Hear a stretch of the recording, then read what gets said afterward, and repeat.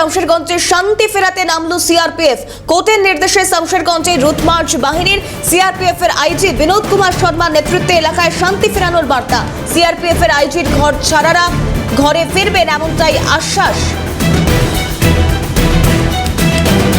এলাকায় গিয়ে মানুষের সঙ্গে কথা বলে অভয় দিলেন বিনোদ কুমার।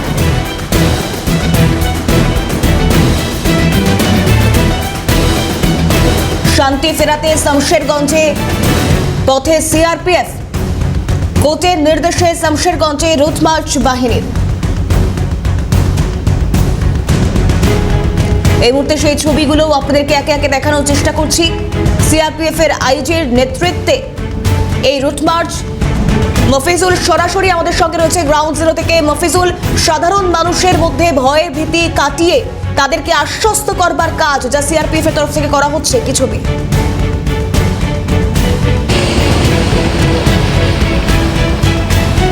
দেখা কলকাতা হাইকোর্টের নির্দেশে কেন্দ্রীয় বাহিনী ইতিমধ্যেই শমশেরগঞ্জের বিভিন্ন এলাকায় তারা কিন্তু পেট্রোলিং শুরু করেছেন এবং সিআরপিএফ এর আইজি বিকে শর্মার নেতৃত্বে এই সিআরপিএফ এর জওয়ানরা শমশেরগঞ্জের যে বিস্তীর্ণ এলাকায় অশান্তির পরিবেশ তৈরি হয়েছিল সেই এলাকায় সাধারণ মানুষের মনের মধ্যে অভয় দিতে তাদের এই পেট্রোলিং কিন্তু শুরু হয়েছে। এরিয়া ডমিনেশনের কাজ তারা কিন্তু শুরু করেছে। কিভাবে তারা সেই কাজ চালাবেন তা সেই নিয়ে ইতিমধ্যেই আজ সকালেই সিআরপিএফ জওয়ানদেরকে বেশ কিছু নির্দেশিকা তুলে ধরেন আইজি সিআরপিএফ। যে সমস্ত এলাকায় সব থেকে বেশি অশান্তির পরিবেশ তৈরি হয়েছিল, হিংসাত্মক ঘটনা ঘটেছে, ঘরবাড়ি ভেঙেছে, লুটপাট হয়েছে, সেই এলাকার উভয় সম্প্রদায়ের মানুষের মধ্যে কনফিডেন্স ফিরিয়ে এলাকাকে শান্তর পরিবেশ তৈরি করতে হবে, এমনটাই কিন্তু প্রধান লক্ষ্য এবং চ্যালেঞ্জ কেন্দ্রীয় বাহিনীর কাছে। সেই কাজটাই তারা কিন্তু ইতিমধ্যেই শুরু করেছে। পাশাপাশি যে সমস্ত গ্রামের লোকজন বা এলাকার লোকজন এই অশান্তির কারণে তারা ঘরবাড়ি ছেড়ে মালদা জেলায় তারা একটি ত্রাণ শিবিরে আশ্রয় নিয়েছেন, সেই সমস্ত এলাকার মানুষদেরকে অভয় দিয়ে আবার নিজের ঘরে ফিরিয়ে দেওয়ার কাজটাও কিন্তু তারা সিআরপিএফ এর তরফ থেকে করা হবে, এমনটাই কিন্তু তারা আশ্বস্ত দিচ্ছেন। পাশাপাশি ওই এলাকায় নতুন করে যাতে কোনো রকম অশান্তির পরিবেশ তৈরি না হয় সেদিকটা লক্ষ্য রেখেই সিআরপিএফ এর প্রধান লক্ষ্য হচ্ছে উভয় সম্প্রদায় মানুষের মধ্যে মনের মধ্যে কনফিডেন্স ফিরিয়ে আনা, তাদের কনফিডেন্স বিল্ড আপ করে তাদেরকে স্বাভাবিক জীবনে ফিরিয়ে দেওয়া। এই কাজটাই কিন্তু এখন কেন্দ্রীয় বাহিনীর তরফ থেকে করা হবে। যে কাজটা এতদিন পর্যন্ত রাজ্য পুলিশের করার কথা ছিল, যে রাজ্য পুলিশ সেই কাজ করতে ব্যর্থ হয়েছে এবং তার রাজ্য পুলিশের ওপর ওই এলাকার আক্রান্ত মানুষজন তারা কিন্তু ভরসা হারিয়েছিলেন, সেই পরিস্থিতি যাতে নতুন করে তৈরিও না হয়, সেই যে মানে ভয় বা ভীত বা সন্ত্রস্ত ওই এলাকার মানুষজন যেভাবে তাদেরকে সন্ত্রাস গ্রাস করে রেখেছে, সেই এলাকার মানুষদের মধ্যে যাতে অভয় কেটে যায়, সেই কাজটা এখন নতুন করে কেন্দ্রীয় বাহিনীর তরফ থেকে করা হবে। সেই লক্ষ্যে বিভিন্ন এলাকায় তাদের পেট্রোলিং, তাদের এরিয়া ডমিনেশন, বিভিন্ন এলাকায় নাকা চেকিং, এই যাবতীয় কাজ তারা কিন্তু করবেন।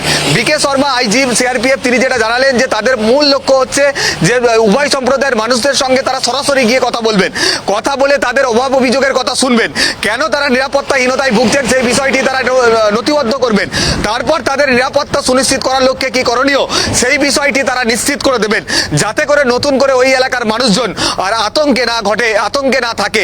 ফলে এই পরিস্থিতিতে দাঁড়িয়ে এখন কেন্দ্রীয় বাহিনী একমাত্র ভরসা ওই এলাকার মানুষদের কাছে, যারা ঘর ছেড়ে পালিয়েছেন বা যারা ঘর ছেড়ে চলে যাবেন বলে মনে করছেন, তারা যাতে নিজেদের ঘরে নিরাপদে থাকতে পারে, তাদের নিরাপত্তা যাতে সুনিশ্চিত থাকে, সেই বিষয়টিও কেন্দ্রীয় বাহিনীর তরফ থেকে করা হবে।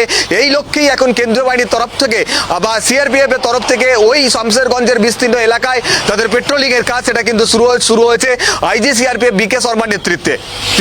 ধন্যবাদ মফিজুল।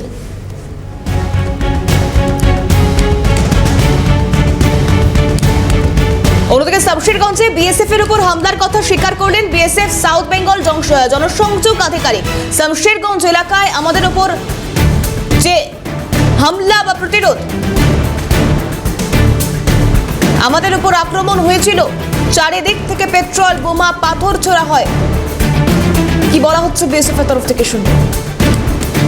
रूप से कल ऐसे मौके आए हैं, कल स्थिति ज्यादा संगीन बनी हुई थी और घोसपाड़ा इत्यादि के इलाके हैं शमशेरगंज थाने में, जहां पर कि हम लोग गए थे तो हमें प्रतिरोध करना शायद थोड़ा छोटा शब्द होगा, हम पर आक्रमण हुआ था हमारी पार्टियों पे चारों तरफ से, पेट्रोल बम से, पत्थरों से, लाठियों से हमारी गाड़ियां क्षतिग्रस्त हुई, तो हमें आक्रमण का सामना करना पड़ा है।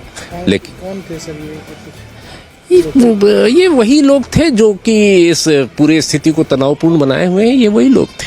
हाँ, निश्चित रूप से जब इतने बड़े पत्थरों की बारिश होगी आप पर पेट्रोल बम से तो हल्की फुल्की चोटें लगी हैं।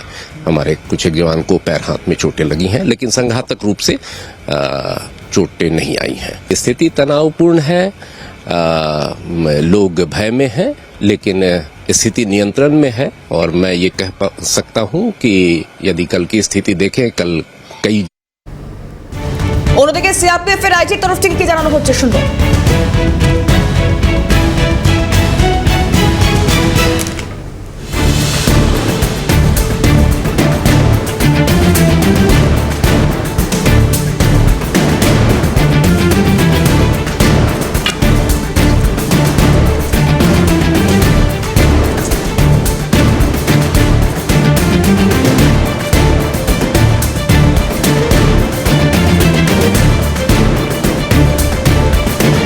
অনেক ভয়ে আছে, যতক্ষণ সেনা রয়েছে আমরা শান্তিতে আছি, রাতে ঘুমোতে পারছি না ঠিকভাবে। কি প্রতিক্রিয়া শুনবো?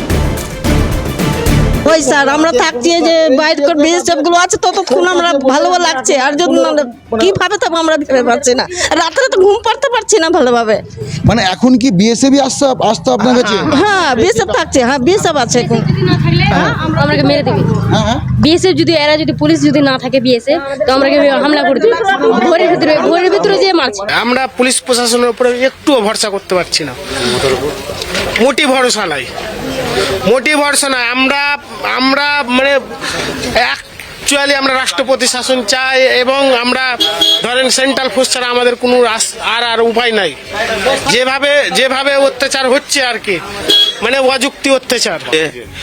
আমরা চাইছি এখন সুরক্ষার জন্য আমাদের জানে আপনার কেন্দ্র বাহিনী যাতে আমাদের এখানে থাকে, স্থায়ী জানে জাফরাবাদ গ্রামে একটা ক্যাম্প থাকে, স্থায়ী ক্যাম্পের দরকার না তো আমরা এখানে বাঁচতে পারবো না। তো বিএসএফ আসার পরে আমরা একটু শান্ত পেয়েছি, তাছাড়া আমরা শান্তি পাইনি। আমরা না ভরসা নাই, মুখ্যমন্ত্রীর ভরসা নাই। যতক্ষণ নাম রাখে সেই প্রশাসন করবে, তারপর হবে না, রাষ্ট্রপতি করতেই হবে, তাছাড়া হবে না, আমরা বাঁচবো না।